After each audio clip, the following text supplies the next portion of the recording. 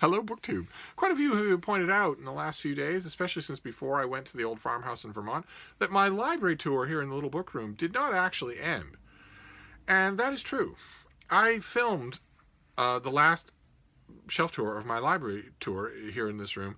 I went quick. I covered a lot of books, and the end video was about 36 minutes long. That is by no means the longest video that I have uploaded.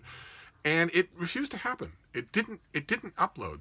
It went all through the process on YouTube, and then at the very last minute, when it was supposed to render, it just said failed to upload, without any explanation and without any way for me to noodle around and find out what the explanation might be.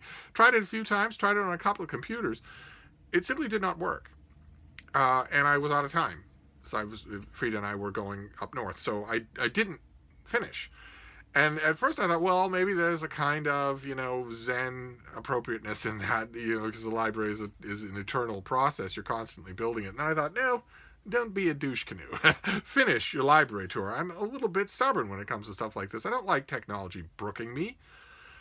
So I've come up with a bunch of explanations. Like, for instance, one person pointed out, what I was complaining to, I pointed out that, I include links to all of my writings about books that I show you in the video. One person suggested that maybe one of those links was incompatible, that Google didn't like the look of it for one reason or another. Another person pointed out that despite anything, it might have been too long. I have cast around for many, many things to blame. Of course, ideally, it would have been perfect to blame Jason Harrigan. But I couldn't come up with a way to do that. I wanted to blame Mark Richardson, but it didn't seem right because he was my host for a week. It would have been, so sweet to blame one of his defenseless children. But I don't think they had anything to do with it. I don't know what the reason is. So I'm going to try again. And I'm going to try to circumvent as many of those reasons as possible. So, for instance, I won't put any links to my written reviews of anything like that on here. We'll see if that helps. And another thing is, instead of doing this all in one last video, I'll just do it in a bunch of videos and make them shorter and see if that helps. I'm just going to pretend that it never happened. Maybe there's a glitch somewhere along the line and just try to upload this and see. So I'd like to finish this library tour. It's been going on for a long time. So we're going to do, I originally did 3 shelves in one video, and that was easy to do because the bottom, the very end of the shelf, was almost all the entire Patrick O'Brien, Aubrey and Maturin series. I have almost all of them in hardcover. I'm missing only 2 in hardcover, and that's almost a whole shelf. There was that, and there was the Ballantine reprints of the Conan canon, and also hardcover of Dune. That was one whole shelf, and that allowed me to think that I could get all of them done at once. So I'm not going to bother to do that shelf. I will tack it on to the end video. Instead, we'll just start here and go through and see what we can do. We'll see if this uploads. I'll try it this one other time. If it doesn't upload now, then for one reason or another, YouTube does not want me to finish my library tour. So the first book is the paperback of Michael Wolff's best-selling Fire and Fury, Inside the Trump White House, which was the first book of its kind, the first book to show the publishing world that $1 gazillion could be made off Trump tell-all books. Now there's a mini industry of them, and there are plenty more on the way. But Michael Wolff was actually invited in to sit in the White House to follow people around. That would never happen now. Even the Trump people, they're legendarily stupid, but they aren't that stupid. They know that they're presiding over an absolute circus of criminality, so they won't have anybody like him walking around taking notes. And they should have been worried at the time, because Michael Wolff is he's a long-time New York gossip columnist. As one person pointed out 3 years ago, if Michael Wolff is in your Oval Office at the other end of the couch and he's very happy, you have a major problem. But one way or another, I read it, of course, and I reviewed it, and it doesn't tell you. The thing about these horrible Trump tell-alls is they don't tell you anything that those of us who have studied him for a long time don't already know. So you have to wonder, this thing sold a billion copies, so you have to wonder how many minds out there in the rest of the world it changed. I would hope quite a few. Then this next one, there's a theme that runs throughout a lot of these, the books on this shelf, and that is book depository purchases. Those of you who might be new to BookTube or maybe new to books online just in general, Book Depository is a site. It's owned by Amazon, but it doesn't work like Amazon. It doesn't feel like Amazon either, and it's a favorite on BookTube. You buy these books, they're lovely editions, they're brand new. The shipping is free all over the world, so the timing of when you'll get your purchase is anybody's guess.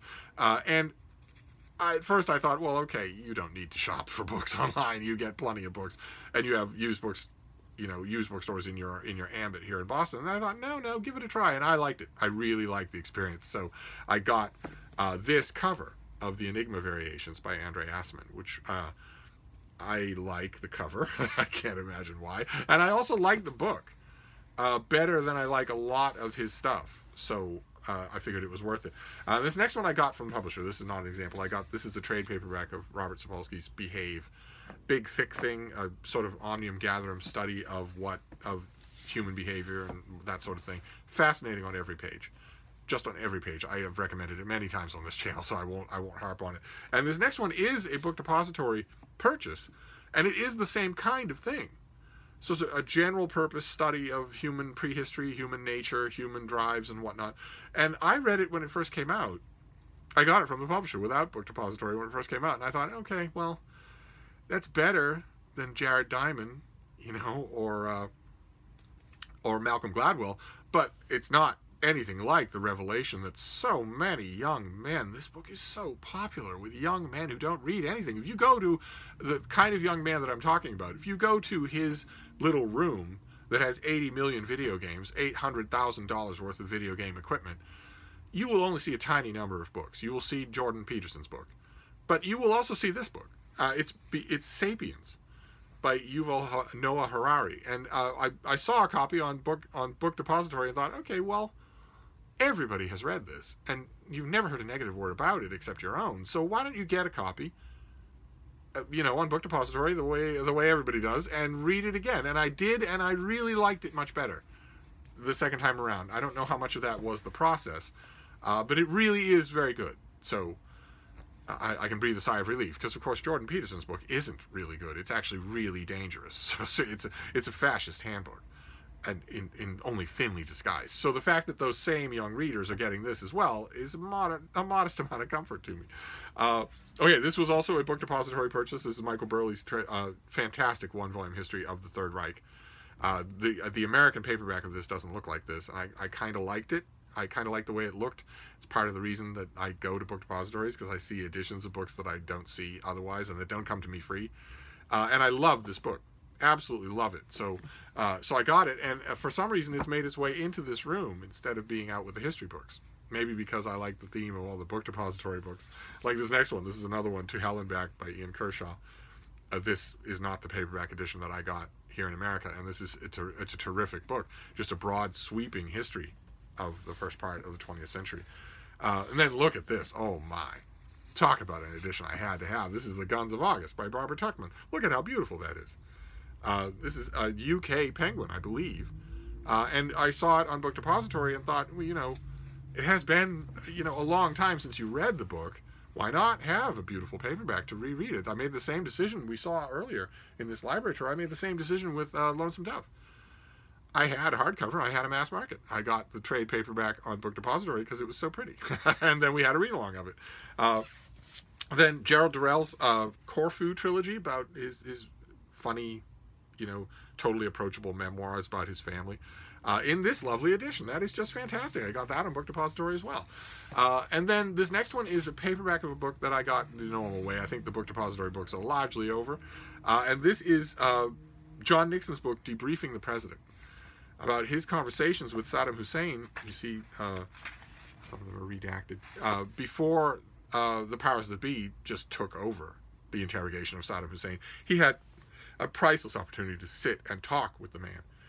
And large chunks of those conversations were personal, so they're not declassified. They're not classified, so they're in this book. I thought it was riveting, just riveting. And I reviewed this. It was one I've reviewed many of these things. I'm not going to put the links down below in case that's the problem with these things, but you can easily find them. If you Google my name and the name of a book, you will know in a few clicks whether or not I've ever reviewed it. This next one is a trade paperback. Does not belong in here, of course. It just happens to be here. This is Damien Searle's biography of Rorschach, the inventor of the famous ink blots. This is the trade paperback. I loved it. Absolutely loved it. I reviewed it. And the trade paperback should be out with the biographies, but still, I don't mind. And then, just to keep this reasonable, in case the length is the problem with this, because if this doesn't upload, I'm going to be apoplectic with rage. And I just spent a week at the old farmhouse in Vermont, so I don't want to be apoplectic with rage. So I'm going to stop. This is the midway point of this shelf. I'm going to stop rather than, it's tempting to just keep going. But instead of doing one video, I'll do 3 or 4 videos, and we'll just finish this out. So we'll finish with this beautiful, this really sturdy Europa edition from years ago of Anthony Burgess's Earthly Powers. Now, this is a Europa edition, so it's really firmly bound, and it's got the French flaps.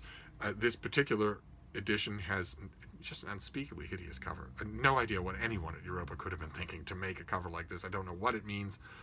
It's just ugly, just plain and simple ugly. But it gives me an opportunity to praise this book. This is a great great novel of the 20th century. Burgess had a reputation for being a hack who never turned down a paying gig. That was true. He has a reputation in some more rarefied circles of being someone who is very uneven in his prose production. I don't quite agree with that. I think he's just a genius from start to back. Some of his, for-pay novels really seem it. But this is a masterpiece. Just a masterpiece. Not only in his life work, but in the 20th century.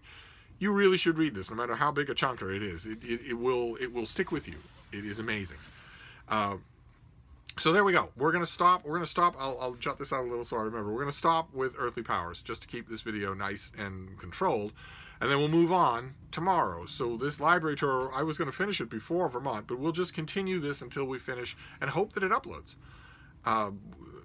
Time will tell. In an hour, I will know whether or not this was a useless thing. And if it doesn't work, you'll never hear this video, and I'll just email you all privately that the library tour, for some unaccountable reason, is never going to end.